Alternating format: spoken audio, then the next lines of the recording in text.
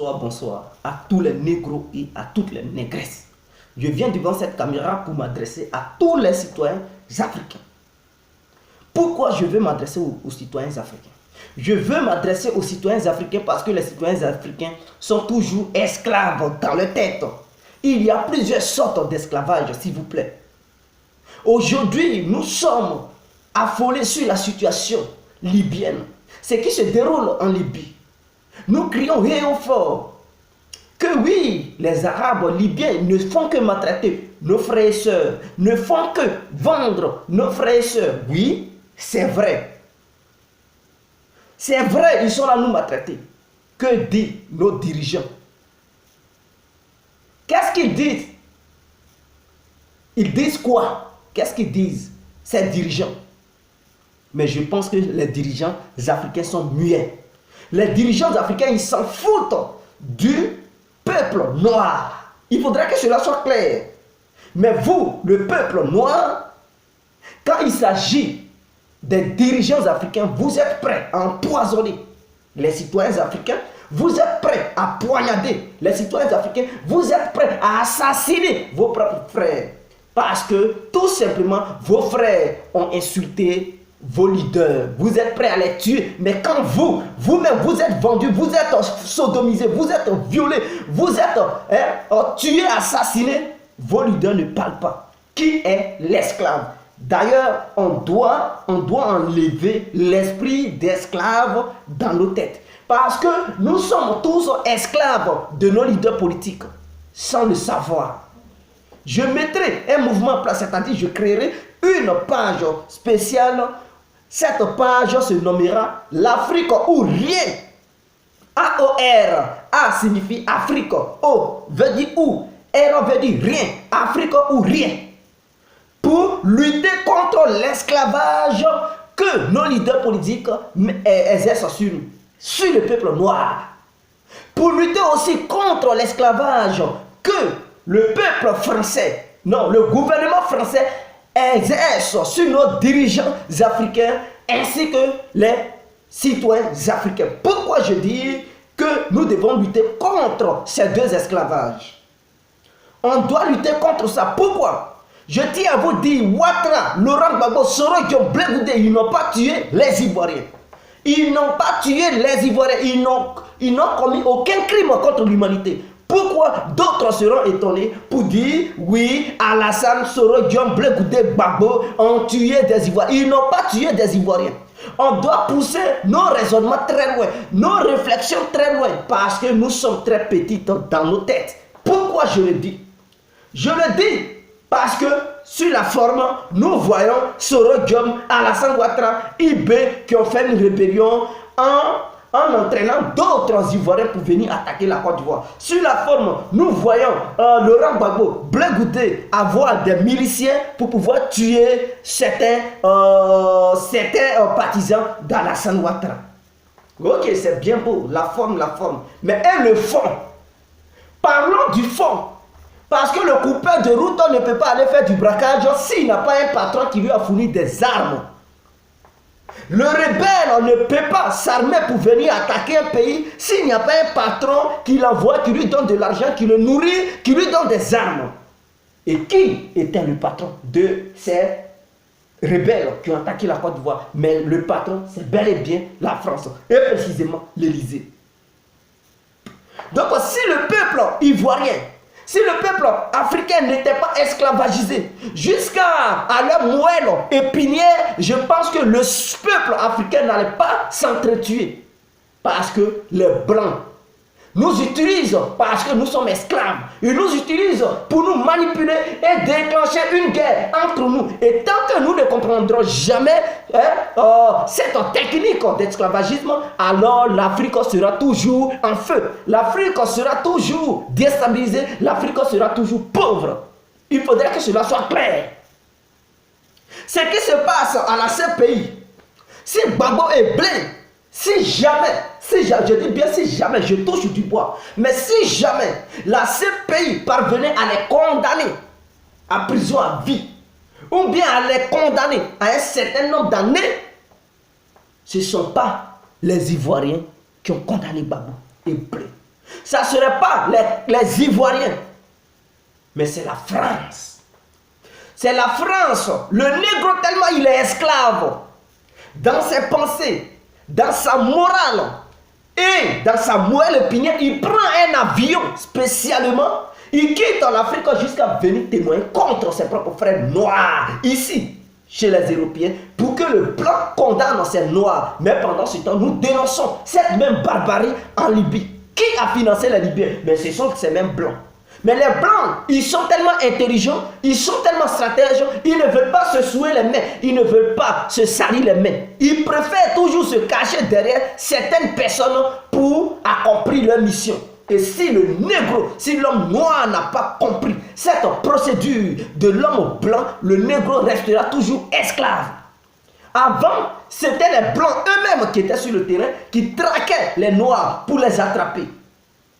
Aujourd'hui, comme tout le monde est éveillé, ils ne peuvent plus eux-mêmes aller sur le terrain pour traquer les noirs. Ils préfèrent maintenant se cacher derrière les noirs pour envoyer leurs propres trucs. Les noirs, ils envoient ces mêmes noirs pour traquer leurs propres frères. C'est de l'esclavagisme. Donc, ce qui se passe à la CPI, c'est la France qui veut condamner Gbagbo et Blé. Ce n'est pas Alassane Ouattara. Ce n'est pas Soro Guillaume qui veut le condamner Gbagbo et Blé. Mais c'est bel et bien la France. Si Simone Gbagbo est en prison, ce n'est pas Alassane Ouattara, ce n'est pas Soro Guillaume, ce n'est pas Ahmed Bakayoko, c'est la France qui a demandé à Alassane et son gouvernement de la maintenir là-bas. Mais pourquoi la France donne des ordres? Parce que le négro est esclave dans sa tête, dans ses passés, dans son raisonnement et dans sa moelle épinière. Donc, il est toujours esclave de l'homme blanc, il exécute toujours ce que le blanc lui dit. Donc, le négro est prêt à tuer son propre frère noir ou soeur noire pour le bien-être de l'homme blanc. Voilà. Donc, dans le fond, si Laurent Gbagbo est condamné, c'est la France qui l'a condamné. Ce n'est pas le gouvernement ivoirien. Il faudrait que les gens le sachent. Ceux qui viennent témoigner, c'est parce qu'ils sont esclaves qu'ils viennent. Ils prennent un avion spécial pour venir témoigner, uniquement pour témoigner. Ils quittent à une distance de 6 000, pour ne pas dire 7 000, parce que France, Hollande, ça, donc 7 000 km pour aller témoigner contre des négros. Vous comprenez? Ça, c'est de l'esclavage. C'est de l'esclavage. Donc, j'aimerais attirer l'attention de tous les citoyens africains qui sont prêts à assassiner leurs propres frères noirs, leurs propres sœurs noires, parce que ces derniers ou ces dernières auraient insulté leur leader. Mon frère, regarde-moi bien. Toi qui me regardes dans les yeux, regarde-moi bien. Ton leader, il n'est pas prêt pour toi. Ton leader, il ne te connaît pas. Ce sont tes émotions qui te poussent. Sinon, si tes parents sont malades, ton leader ne va pas te donner de l'argent pour soigner tes parents. Ton leader ne te connaît pas. À cause de ton leader, tu vas tuer l'autre. Non. Par contre, l'autre que tu veux tuer, si tu es ami avec lui, peut-être, lui et toi, vous vous connaissez. Il peut t'aider. Mais ton leader, si tu comptes sur lui, il ne va pas t'aider parce que vous n'êtes pas sur la même longueur d'onde. Lui, il est en haut. Toi, tu es en bas parce que tu n'es pas milliardaire. Tu n'es pas millionnaire. Il s'en fout. Or, ton ami, avec qui tu fais les clashs, demain, si ça ne va pas, ce même ami, il peut venir te rendre visite. Il peut même venir te soutenir. Or, ton leader, lui, il ne te connaît pas. Tu es malade, il s'en fout. Chers frères et sœurs, arrêtons d'être aussi un esclave pour ton leader. Ce qui se passe en Libye en ce moment, je demande aux membres du pays qui gueulent toujours sur les réseaux sociaux quand il s'agit de leurs militants ou de leurs partisans, qui crient wow, wow, wow, le gouvernement d'Alassane, le gouvernement d'Alassane. Mais je leur demande, ceux qui sont là péris en Libye, je dis bien ceux qui sont là péris en Libye, ce ne sont pas les ressortissants, ce ne sont pas les partisans seulement de Ouattara. Il y a bel et bien des militants pour un pays qui meurt. Mais dites-moi, Aboudraman Sangaré a déjà fait un communiqué pour condamner cela, pour dénoncer cela? Non. Toujours Ouattara. Oui, Ouattara aussi a sa part de responsabilité. Ouattara n'a pas encore fait un communiqué pour dénoncer cela. En un mot, Ils n'ont rien à cirer avec vous. En un mot, ils n'ont rien à foutre avec vous. En un mot, vous êtes esclaves. En un mot, vous n'avez rien compris encore. Restez là, soutenir ces leaders politiques. Lui là ou rien, lui là ou rien. Vous perdez votre temps. Je préfère que désormais vous dites l'Afrique ou rien. Parce que c'est l'Afrique qui peut te sauver. Si tu travailles avec la terre ne peut pas t'arracher la nourriture. Si tu crées ton entreprise sur le territoire africain, la terre ne va pas te refuser la richesse. Mais si tu suis le leader, tu risques de périr. Tu risques de perdre ta vie. Tu risques de vagabonder partout. Est-ce que vous avez compris? Ça, ce sont les conseils de Guerguer compris. Ce n'est pas parce qu'on est dans l'opposition qu'on ne peut pas parler. Ici en Europe, l'opposition oblige l'État, c'est-à-dire le gouvernement, de travailler. Mais en Afrique, c'est le contraire. C'est-à-dire, quand les gens souffrent, si d'autres sont condamnés, l'opposition est muette. L'opposition est muette. Non, ce n'est pas moi qui est au pouvoir. Non, ce n'est pas toi qui es au pouvoir, mais tu es dans la politique et tu as donné de l'espoir à des milliers de personnes. Et si ces personnes se voient souffrir par le gouvernement, tu as aussi le droit de dénoncer et tu as aussi le droit de compatir à leur douleur. Mais quand tu restes muet, tu n'as rien à cirer. Mais quand il s'agit de vous, vos intérêts, vous criez, vous demandez au peuple de sortir pour vous soutenir. Mais quand il s'agit du peuple qui souffre, vous n'avez rien à foutre avec le peuple. Vous êtes ingrats, vous êtes mauvais. Les hommes politiques sont très méchants. Et je demande au peuple noir de ne plus mettre leur foi aux hommes politiques, mais mettre plutôt leur foi en la terre. Sangaré n'a jamais fait truc pour dénoncer cela. Non. Oh, Charlie Hebdo, ils ont écrit même un truc pour soutenir la France. Ils ont apporté leur soutien à la France. Mais ce qui se passe en Libye, ils sont muets. Les députés ivoiriens qui avaient fait une manifestation, une marche. Aujourd'hui, ce qui se passe en Libye, ils s'en foutent. Vous voyez? C'est-à-dire les hommes politiques, ils considèrent leurs maîtres, qui sont les blancs, que vous, le peuple. Mais quand il s'agit de leurs intérêts, ils battent campagne, ils vous mentent. Et vous les suivez. À cause de ça, vous tuez vos propres frères. Vous vous bagarrez dans les rues. À cause de ces hommes politiques.